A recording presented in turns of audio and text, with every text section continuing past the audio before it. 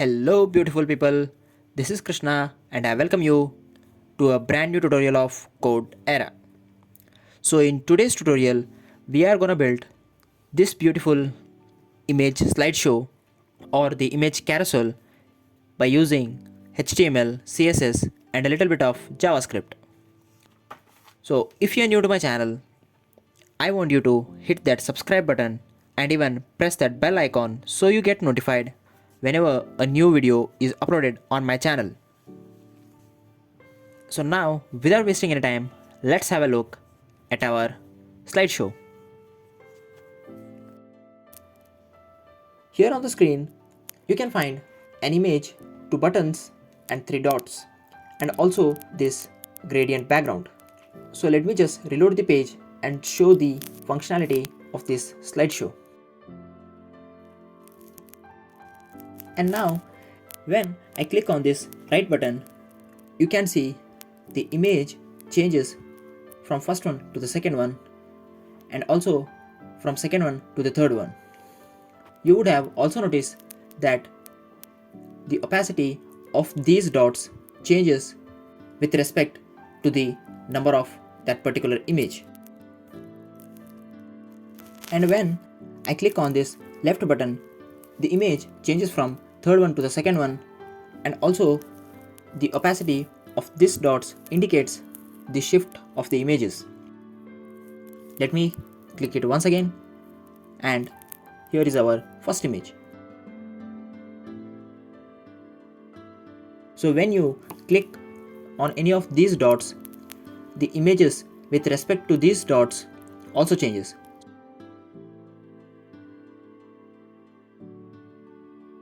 So with this, we are done with our preview. So now it's time to jump to our coding section. So for that, let me open up my Visual Studio Code editor. So here in the editor, you can see that I have created a folder with the name Animated Slideshow. And inside this folder, I have created another folder with the name Images, which contains all the images that we are going to use in this tutorial. And next to this images folder, there are 2 files, of which one is the index.html file and the other is style.css file. And in the future, we are also going to create a JavaScript folder. So now I will click on this index.html file and close this file viewer window. In this HTML file, I will type the exclamation and just hit enter. The code editor will provide me a boilerplate, and now let me just change the title from document to animated slideshow. Let me just open up my live server and just show you. So here on the web browser, you could see a completely blank white page. This is because we haven't yet included any of the element of our slideshow.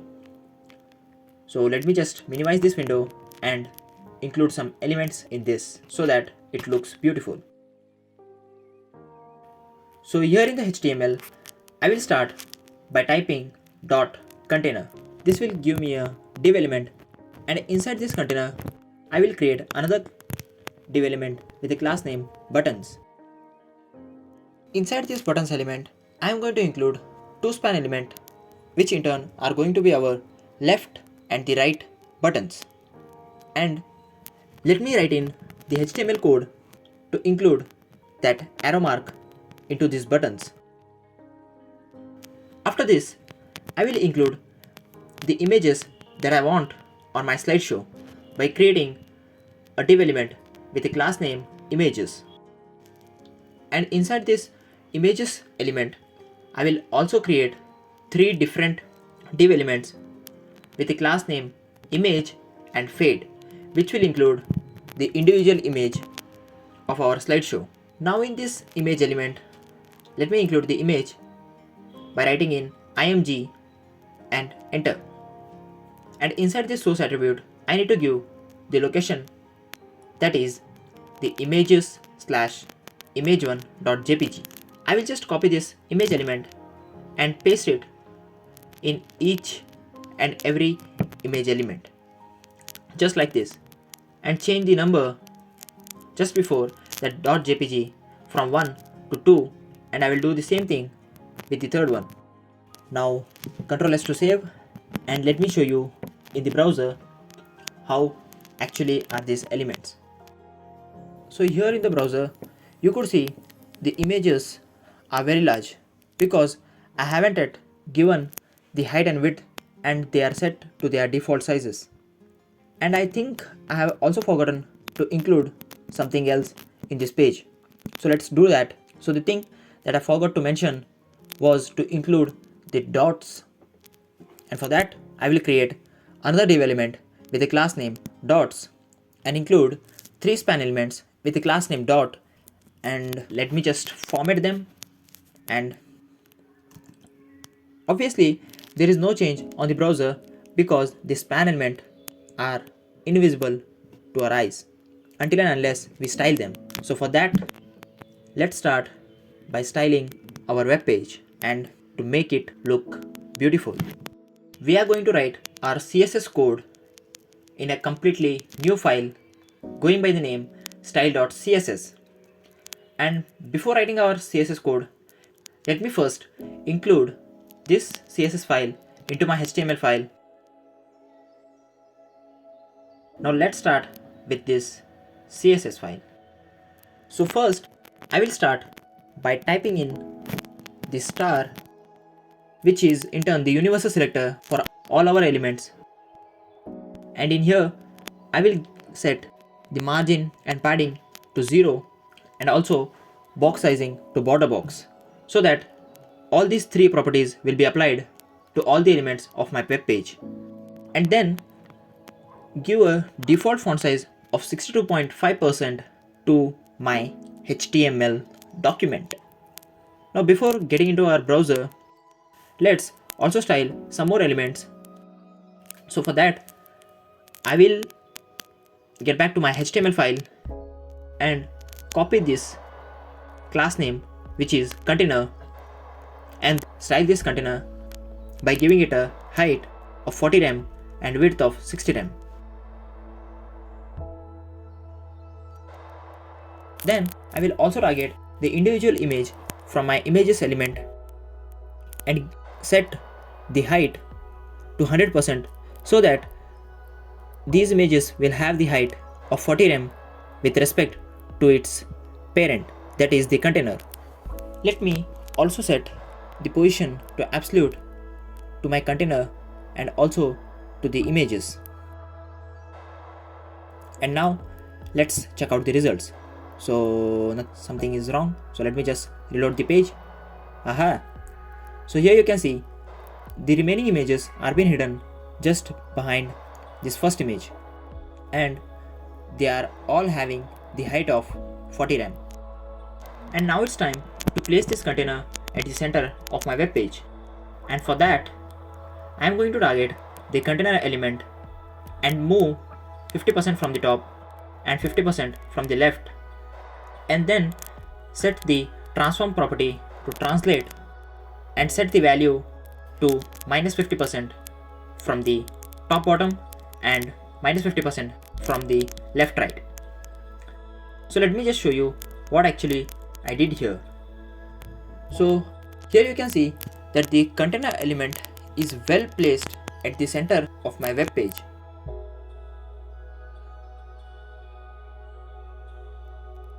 So this container is placed in such a way that even if I reduce width of this web page, the container will remain the center of the page. So this is the technique that I always use while creating my web pages. So now it's time to give some color to our background. So for that I'm going to target the body element. I will set the height of the body to 100 viewport height and set the background property to linear gradient and use 2 different colors to achieve that gradient background. So let me just save this file and show you the result. So here you can see that on the left part of my page it's slightly light bluish, and on my right side of the page you could see a slightly darker combination of the blue color. And now let me give a slight shadow to my container. And for that, I will use the box shadow property and set 0 from offset X and offset Y and give a blur radius of 1.5 rem with the black color. So let me just show you how it works. Okay, so the shadow is well applied to our container, but I don't know why I am getting this blue line. Okay, sorry for that. Till now, I forgot to show you the arrows that we are going to use for our button.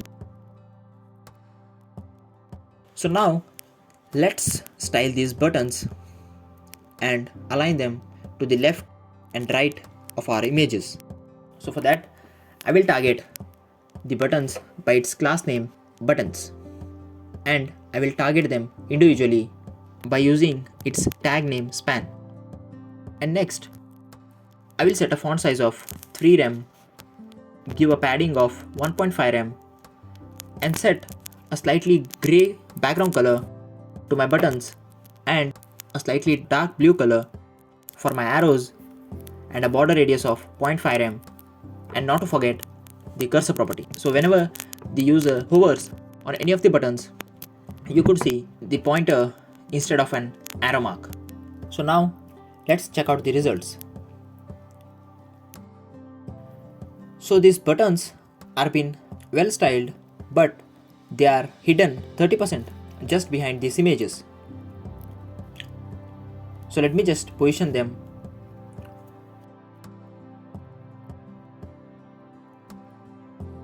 And for that, I will position them to the absolute and move them 40% from the top and target them individually to place them at the left and right side of the images. And for that, I'm gonna use the nth child pseudo selector to target the individual buttons and set the left property to -7 rem for the left button and right property to -7 rem for the right button.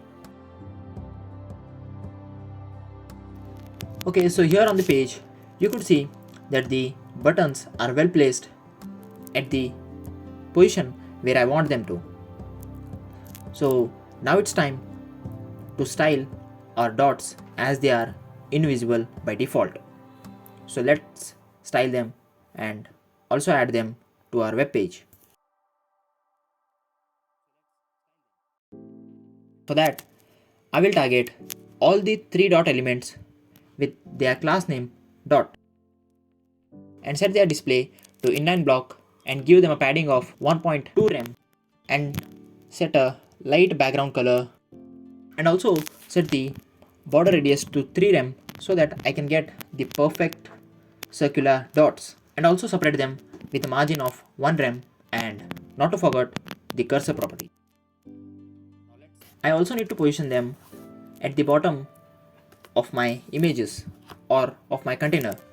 So for that, I will target the dots element and set the position to absolute and move -6 rem from the bottom and 40% from the left. Okay, so here you can see that the dots are well placed and well styled as I wanted them to. So now it's time to add some transition effect to these buttons and also the dots. So whenever a user hovers on them, he can notice a slight difference between them. And for that, first I will target the buttons and use the transition property and set the duration to 0.3 seconds. And next, I will do the same thing with my dots by just copying this property from here and pasting it just in here. And now, let's use the hover pseudo selector to get that hover effect on our buttons and dots.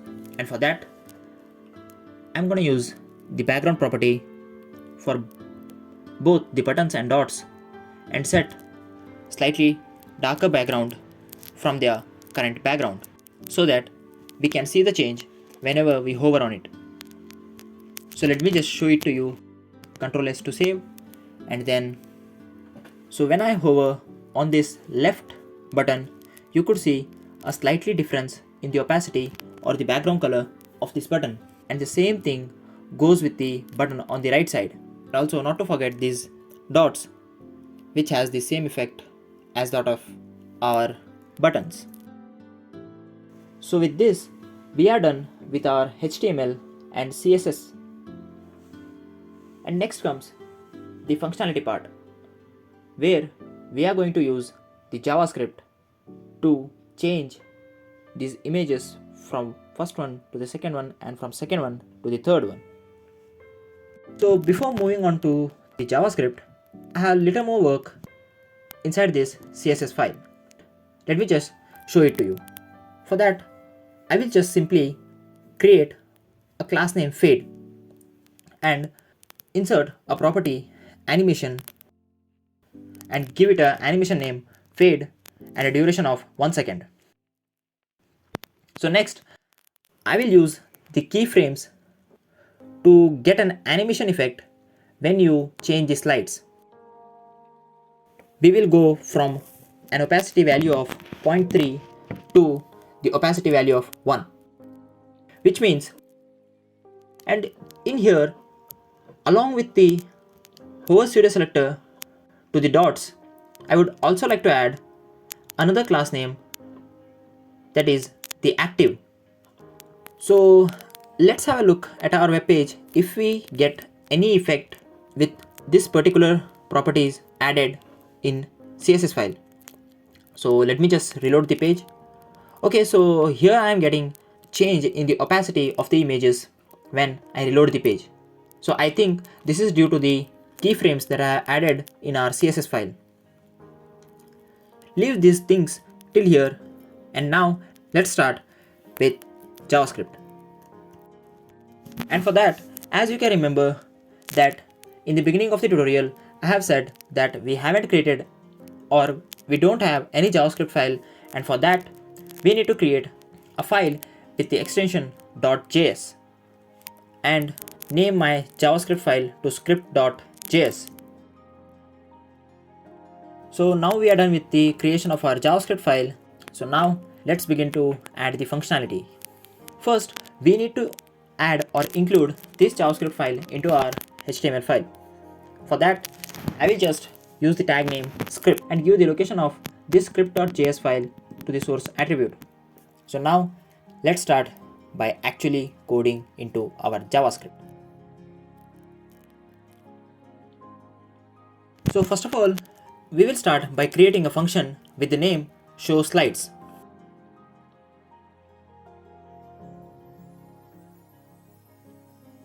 And inside this function, I will create 3 variables, that is a variable I, a variable slides, and a variable dots.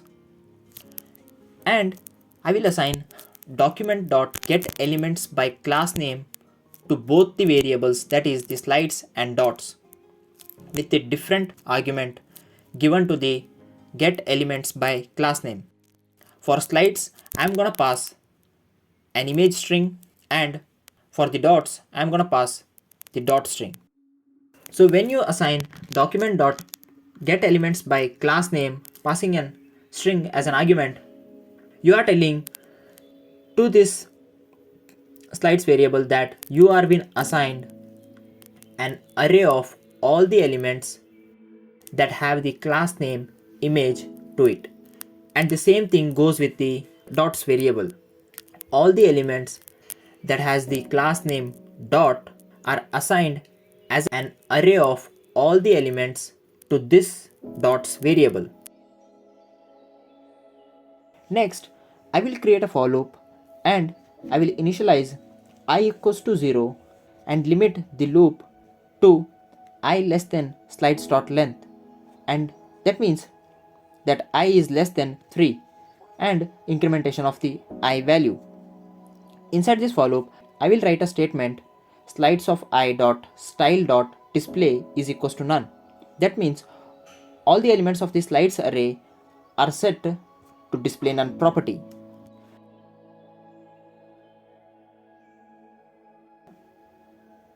I will also create another for loop and initialize the I value to 0 and limit the loop to I less than dot length, that is I less than 3, and the incrementation of I. And inside this for loop, a statement goes dots of I dot class name is equals to dots of I dot class name dot replace, and inside this replace function I will pass two string argument, that is an active and an empty argument. So this is where we are using that particular active class name that we have used in our CSS file. So let me just show you. So here you can see that we have used this active class name. So I am just targeting that active class name and replacing it with an empty argument. Next we will create another variable with the name slide index and initialize it to 1, and then we will call our show slides function with the argument slide index, that is the show slides function will be passed the argument 1. So let me just pass a parameter inside this declaration, that is n, and instead this slide index and this show slides function are to be called outside this show slides function. So I will just cut these two lines from here and paste it just above the show slides function, so that the slide index variable will now be a global variable. Now let's get back into our show slides function. Here I will use a conditional, the if conditionals, to set and reset the value of slide index, and I will do it writing if n is greater than slides.length, that means if n is greater than 3, then set the value of slide index to 1, and also use another if conditional saying if n is less than 1, then set the value of the slide index to slides.length, that means set the value of the slide index to 3. And then I will add two more statements into this show slides function, that is slides of slide index minus 1 dot style dot display equals block. That means at the execution of the end of the show slides function, the slides should display one after the other when the buttons are clicked. And the second line, that is dots of slide index minus 1 dot class name plus equals active. That means to change the opacity of the dots with respect to the image that is being displayed on the screen. Now we will get out of this show slides function and create another function with the name plus sides and pass an argument n, and inside this function I will call the show slides function with an argument slide index plus equals n. Okay, so now it's time to add these functionalities into our HTML, and for that I will use the onClick attribute and call the plus slides function onto the left button and pass an argument -1 to the plus slides function, and I will just copy this from here and paste it into the second button that is placed at the right of my images, and change the argument value from -1 to 1. So let's check, is this logic or the functionality is really working or not. So here in our web page, let me just click on this left button and let's see the effect. Okay, so the functionality is working well. So now let's check with the right button. Okay, so the right button also works very well. So now it's time to add functionalities to these dots, and for that I will create another function with the name current slide and pass an argument n, and in this current slide function we will call the show slides function with the argument slide index equals to n. So let me just make it clear to you by adding this functionality into our HTML. So for that, we were targeting the dots element. So I will add the onClick attribute inside each and every dot element, and then call the function current slide with an argument 1, 2 and 3.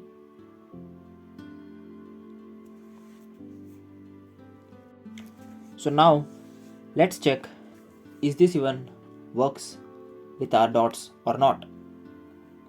So here in the web page, I will click on this second dot element, and with this, the second logic is also working well. The image is changed from first one to the second one, and this proves that our logic is working very well. And what happens if I click on the third dot element? So the logic works here also. So with this, we have successfully created the image slideshow or the image carousel completely in this tutorial. Before leaving, if you gained any knowledge from this tutorial, then do like and share this video with your friends and family, and also don't forget to subscribe to my channel. Now allow me to take the leave, and I will be back with another interesting tutorial. So till then, take care, bye bye.